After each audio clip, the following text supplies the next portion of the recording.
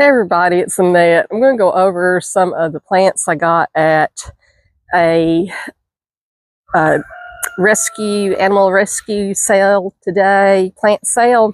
They started doing this last year. It's a fantastic idea, and we have so many talented people in that group. I'm just really impressed by some of the varieties they had this year. I'm also going to quickly go over some of the things that survived, and then I'll do another video at another time with the things that look like they were dead, that I kind of left them be, and now I have new sprouts coming up. Some of them I know what they are, others will be surprises because I don't know. I know what I had in them initially, but between things flying around as things were dying off, seeds dropping, there'll probably be some surprises. So first I'll go over the plants that I got today and if they have any medicinal benefits. It's important to know how to read. I was thinking, I read this one wrong. I was thinking it was Mexican plantain. And then I was looking at it and I'm like, this doesn't look like plantain because it doesn't have the leaves, the broad leaves. Well, this is Mexican petunia. This is a gorgeous plant. I'm so excited to see what it'll do. It's a perennial. They had lots of perennials there. And if you know me, you know I love things that don't have to plant every year. I love stuff that comes back. And then got some basil. This is just adorable. Some of this stuff, as I transfer it outside, I'm going to have it where I can kind of keep it part shade, part sun because they're babies. Something like this with the leaves this tender. This will actually, now that I'm thinking about it, this one will probably go into the grow light for a little bit longer. It needs to establish more. And then some of them, I got some work to do on the deck, but first I got to do the yard because anyway, with push mower, there's a lot of overgrowth in areas. Lemon balm. I do have some of this downstairs, but I got this too. This was just a great buy, a healthy looking plant. This is great for calming attributes. And once they get bigger, you just kind of cut it down a little bit. Kind of like with the mint, you don't cut it all the way down. You'll stop at where one of the leaves grows and new growth is coming in, and then you'll dry it. Of course, this does have to get bigger, but it's a very fragrant medicinal plant. It's just extraordinary. I love it. I love what it does for the calming. Marigold. I'm grabbing the wrong thing. Toad lily. I had never heard of this variety before. I love the calla lilies or calla lilies, however you pronounce that. I've heard it pronounced both ways. This one's got new growth coming in right here too.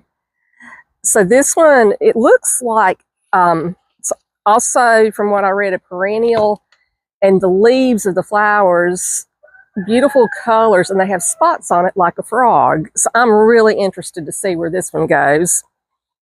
Then, I know I said I wasn't going to plant any vegetables, but I couldn't help myself. Black cherry tomato. I love these on my salads. These are very resilient around here in the summer, so we're going to give this little fellow a shot too. Also, we'll have to maybe put it under the grow light a little bit because this one is also a baby. I can still see its diaper. Kidding. Marigold is beneficial to plant around other things, as we talked about last year, and or as I talked about in the past. It's basically insect repellent and it just protects other plants. So it's kind of like the guard dog of your garden. Then this one is bee balm. Bee balm, I had to write some notes because some of these varieties I haven't had before. Oh, okay, yeah, this is medicinal. And when it grows, you can use the leaves for teas. It's good for sore throats, infections, when you're coming down with cold symptoms. This will be a good plant for that. So this is my very first bee balm plant. It's a baby, but I think I'm going to leave it outside because it seems very resilient. I'm just not going to put it directly into the sun because it will cook it. It's kind of like the frustration with plants because some of them handle the sun better, others don't. But then around here, even the strongest of plants, when the sun just comes beating down on them, even with the shade cloth, you just kind of got to move stuff around. So be prepared to move plants around as you need to. And then when we have monsoons, definitely have to get them out of the way or they will drown. I had a bit of a crisis last year with some lettuce in a bathtub that we're using as a garden bed, and literally the downspout back there behind me, it had come loose and we had a heavy rain. Unbeknownst to me, the downspout had come undone. It was pouring like Niagara Falls through the openings in our deck floor. By the time I went down there, they were just floating in water like, help, help. I was scooping stuff out so fast, water and everything, and miraculously, once I got the majority of the water out, they were underwater. They survived. I did not have much, maybe one or two lost, broke off and kind of floated away, but the rest of them, we did very well. We ate salads with that. From that, I'm pleased with this one. This one is one that survived the winter. This is comfrey. This is the one that's excellent for wound healing, and it had 3 tall leaves. These are the leaves that are kind of fuzzy. I love these leaves, but it has the old part died, the new part came back. So comfrey is looking good. I got the comfrey at the Herb Fest last year. Also got this at I think it was the Western North Carolina. There's 2 Herb Fest. One is huge and lasts 3 days. The other one is a one all-day event thing. And by smaller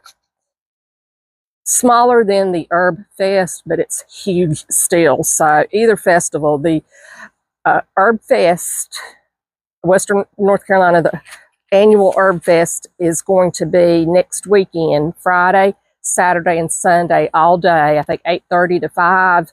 They're going to have 20 free classes. I highly encourage y'all, if you have any time to get there, you can find so many things. Some of the plants I'll show you later are some that I bought. And one, for example, is the pomegranate tree. That is for zones 7 through 10. And that's a tropical tree, and it's very hard to find that variety in our zones. And I found it.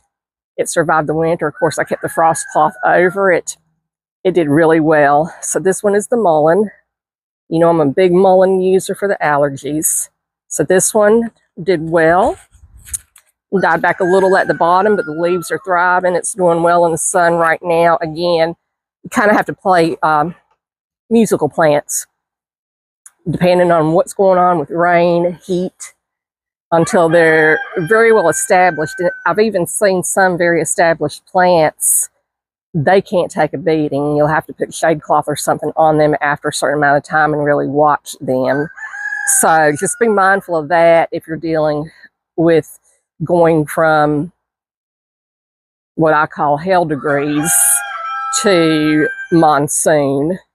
It's just, you have a big dump of water, and then you got plants that are dying from that. So gardeners, I think most seasoned gardeners know you're not going to have 100% success, but the more you can work with it, the more success you have. You want to increase your percentages of what you have success with. This one I'm really, really tickled with. This was also one I got at the Western North Carolina Herb Festival. This one is a LSU strawberry fig. It also grows in zones 7 through 10. I pruned it a little bit It was under grow lights all winter.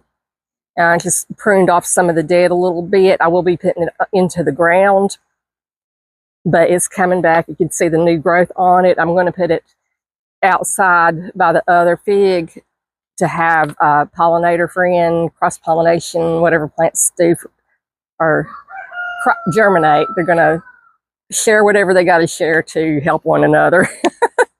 I can't explain. Okay, there's self-pollinating, cross-pollinator. Yeah, cross-pollinator. I get a little stuck on there with plants as far as like what needs another companion to cross-pollinate with and what is like deuces. I'm good on my own. Then they had some seeds. I got some garlic chives, some hyssop mint, good for joints and pain. I told you I'd been drinking some of that when I had some knee flare-ups. Please let me say this right. Celosia fruit punch, aka coxcomb. So I gather fruit punch, might be a vibrant red, we're going to see. Pink, love pink. And then this one just says coxcomb. Beautiful plant. It looks fuzzy. It looks like velour. I just really enjoy this plant, so I'll plant a few seeds. I'll probably do just some flowers in a little garden tub or something to try to attract some pollinators. Garlic chives, great for cooking. So I will do some seeds. It's going to be primarily herbs this season because we're working on developing and building the raised garden bed area. All the pine bark nuggets are laid out on it. I drew the diagram yesterday for husband using inspiration I found online. He's done the measurements and estimates on what it's going to cost. It'll be an investment, but I wanted something that would last. I told him this is my garden till I'm dead thing, and then when I'm gone somebody else can have it. I didn't want something that's going to rust or fall apart. I'm going to do it one time and do it right. So that's what we're aiming for, even though the initial investment's going to be a little bit more. That's what we're going to do. I've got some snapdragons that are trying to come back. I don't know if I showed you the yarrow. It survived. And I've got to cut back this dead stuff right here. This stuff died over the winter. So I've got my plant work done, but the plant sale I went to today, I did very, very well. Everything in this tray, seeds included, was $18. Fantastic buy for all that. It's held in Cleveland County, North Carolina, and then the Master Gardener plant sale. I completely had forgotten about that. That will be May 9th. And I think 8 till, I don't know what time that is. It is huge. It's one small auditorium, but everybody comes to that one. And they have some really good varieties. They have herbal plants, flowering plants, just you name it. I mean, they're master gardeners, so you get some good stuff there. And it's good prices too. So anyway, that's my haul for today. My plans for what I'm going to do with these as they grow and as they get established. And just, if I have any words of wisdom to offer you, it's just keep an eye on them, especially the young ones as they're coming up. The leaves are tender and the sun can be brutal. The rain can be brutal.